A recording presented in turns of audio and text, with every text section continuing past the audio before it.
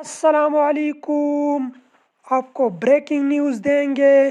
चिंचे रिश्कों पर पाबंदी लगा दिया गया है। सूबाई वज़ीर ट्रांसपोर्ट की हिदायत पर हुकाम ने पंजाब भर में चिंचे रिश्कों और इनके वर्कशॉप के खिलाफ कार्रवाई का आगाज़ कर दिया है। रिश के मालिकान को 30 दिन की मोहलत दिया गया है, जिसके बाद गैर कानूनी मोटरसाइकिल और लोडर रिश्के बनाने वालों के खिलाफ क्रैकडाउन शुरू कर दिया जाएगा।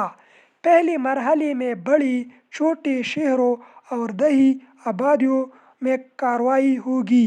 सरकारी आदादोशुमार के मुताबिक इस वक्त सिर्फ लाहौर शहर में 80,000 से ज़्यादा मोटरसाइकिल रिश्के चल रहा है, जिनमें से सिर्फ 20% रजिस्टर है। इसके अलावा 900 गैर कानूनी वर्कशॉप है।